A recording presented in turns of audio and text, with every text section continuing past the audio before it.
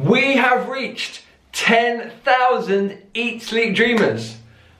It's time for a dance.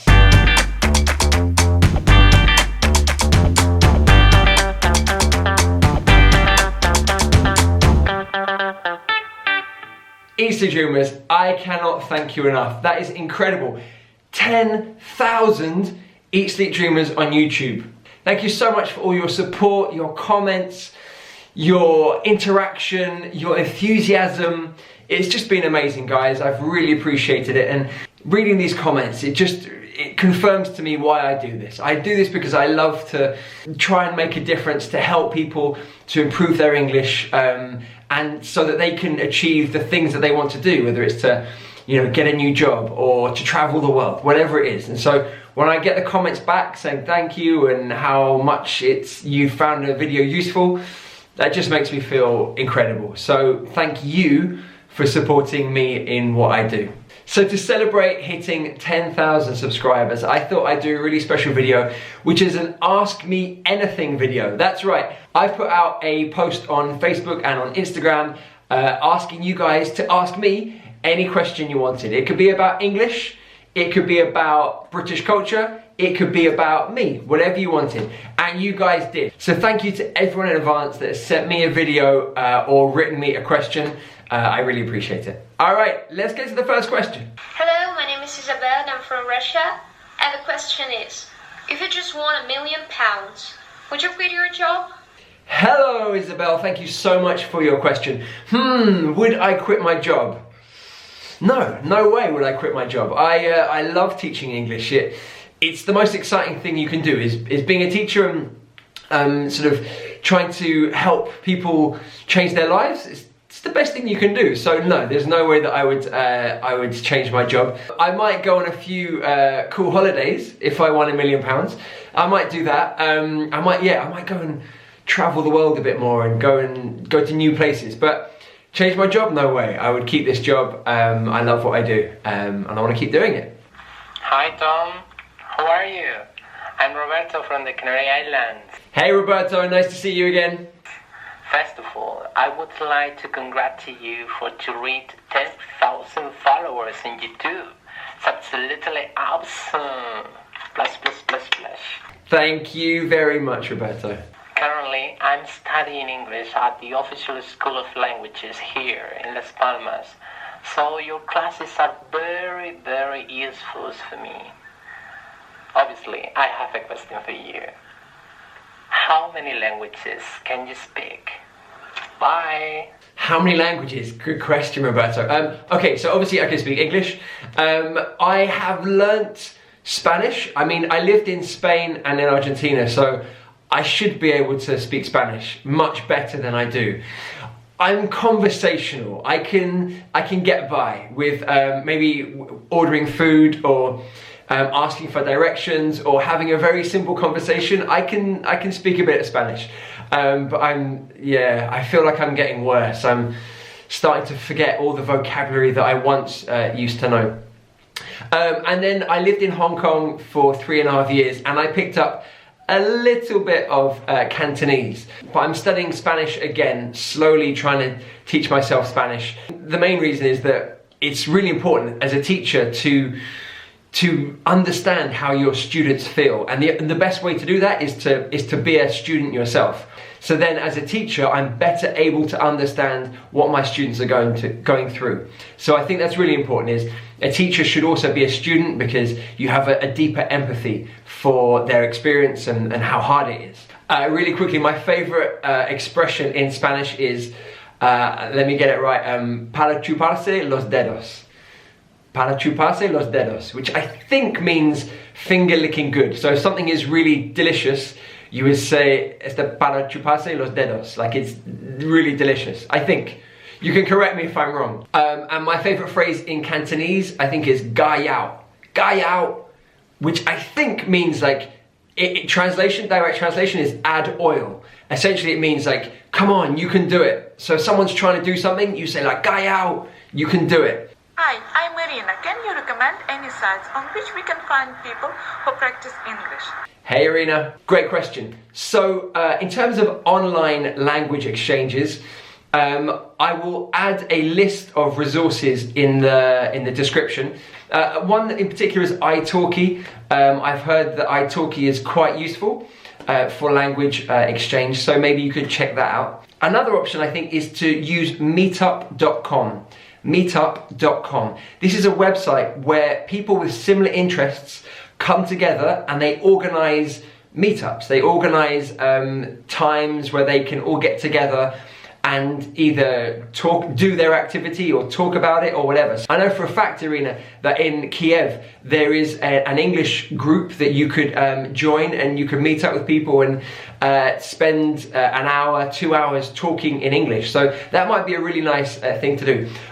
For the rest of you guys, I know that in lots of different cities around the world there are meetup groups that you can join and and practice your English. So whether you're in Hong Kong, Buenos Aires or Kiev, there's probably a meetup group for English speakers that you could join. And what a great way to meet people, make new friends and practice your English. So a couple of recommendations there for you.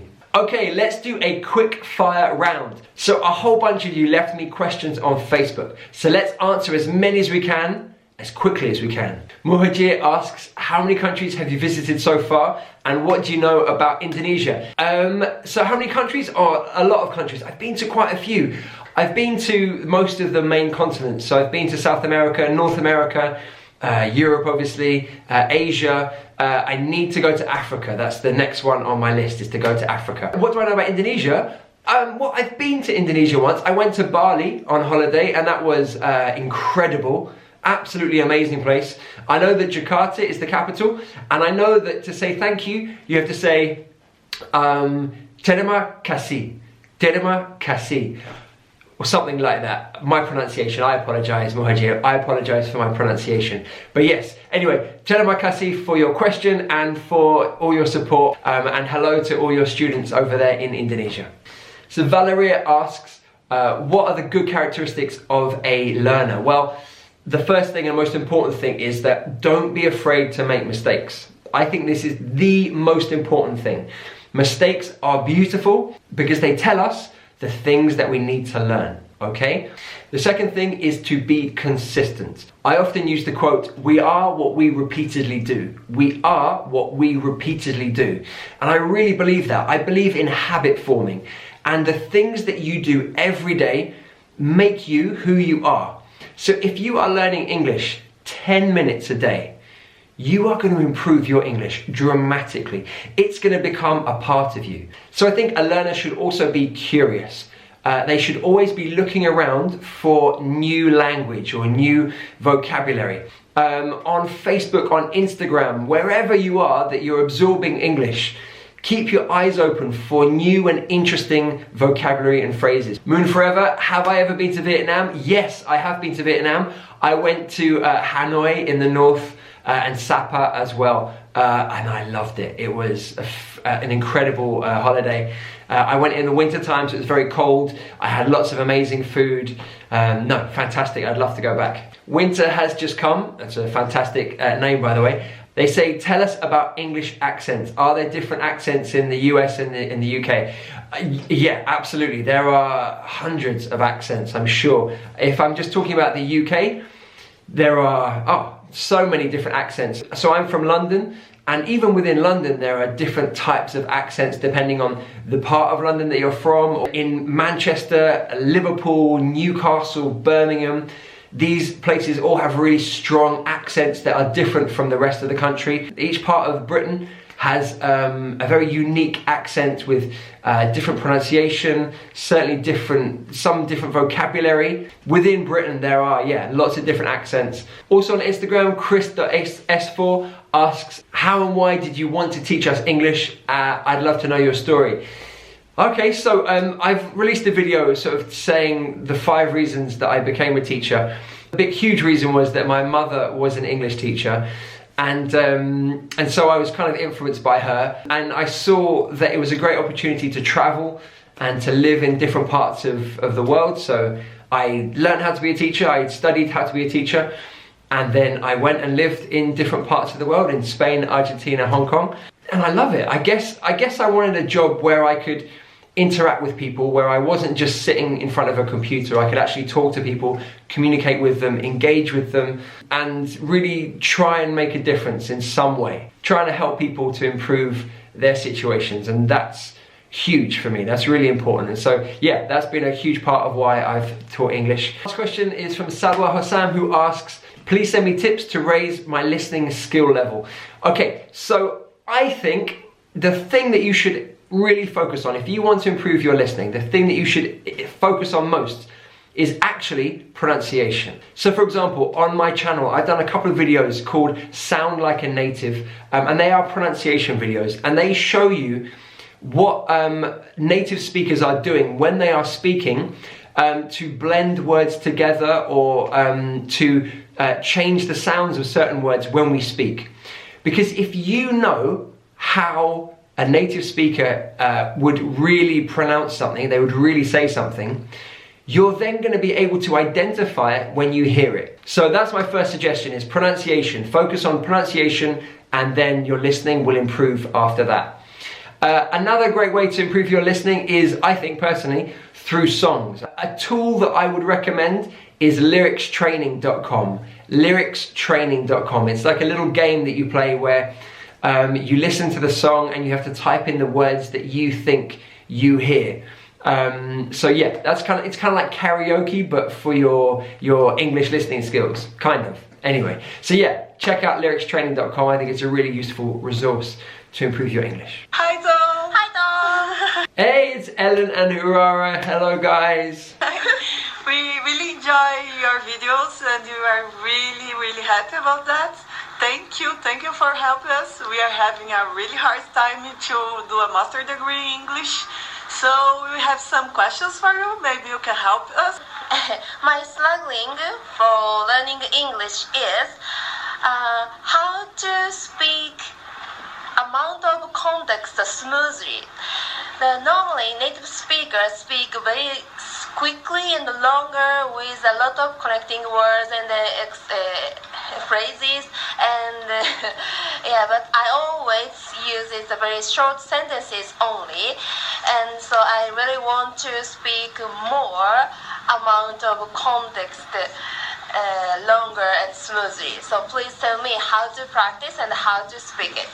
Okay, this is a great question. So I'm going to take this question in two ways. So the first thing is that I think we're talking about one aspect of fluency here. So when we're saying talking smoothly, we kind of mean fluently, don't we? Without any mistakes. One of the things that I really recommend every learner do when they are studying English is to learn semi-fixed expressions.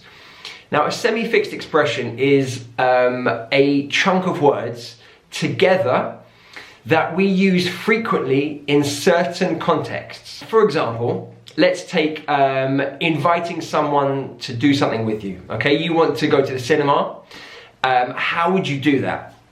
Well, a semi-fixed expression are the few words that you use to make the invitation. So for example, would you like to? Would you like to? So would you like to go to the cinema with me? Would you like to go to the cinema with me? Now, would you like to is the semi-fixed expression, because that part is fixed. It's always would you like to, and then we add the rest depending on the situation. So would you like to go to the cinema? Would you like to have coffee? So that the end of it changes. That's why it's only a semi-fixed expression. Semi means half fixed. Another example might be, do you fancy? Do you fancy going to the cinema?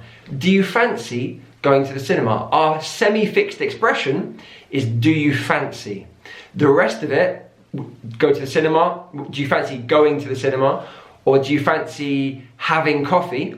That's different every time, but the semi-fixed expression stays the same. So I think if we spend time learning semi-fixed expressions for each context that we want to communicate, I think we really help ourselves to become more fluent, because we will have half the sentence that we want to say already in our minds. If we know to invite someone, we say, would you like to?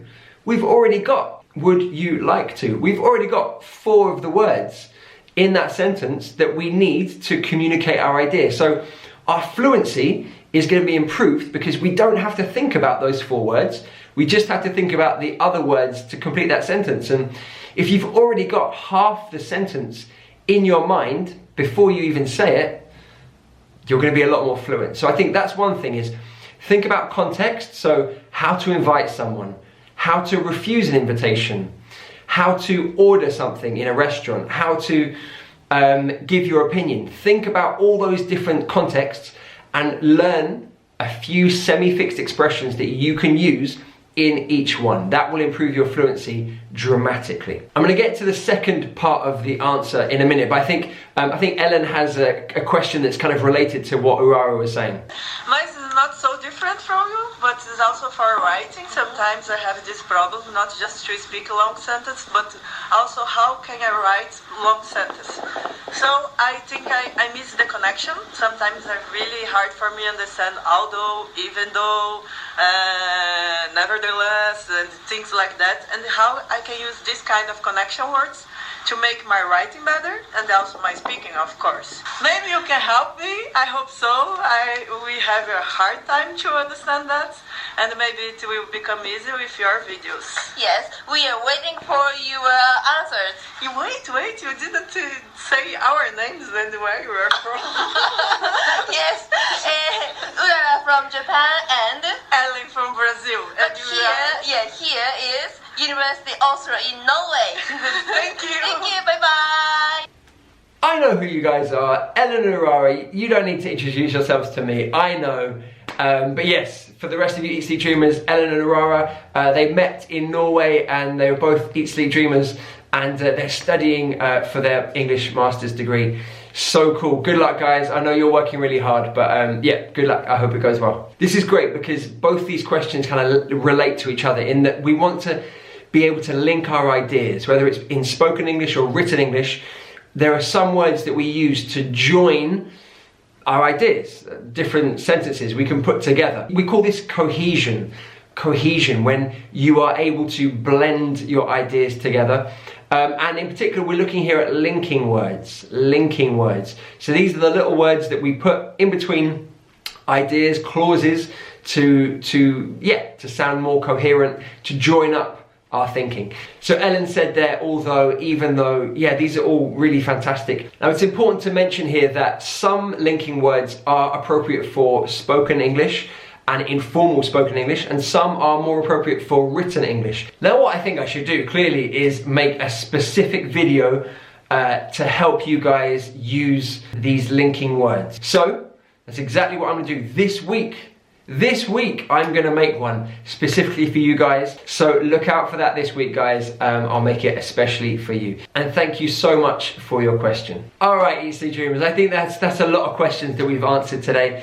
Thank you so much to everyone that took the time to send me messages. That was really fantastic. I really appreciate you guys taking the time to do that. Thank you so much for watching. Remember, I've got new videos every Tuesday and every Friday, helping you improve your English and take it to the next level. This is Tom, the Chief Dreamer, saying goodbye.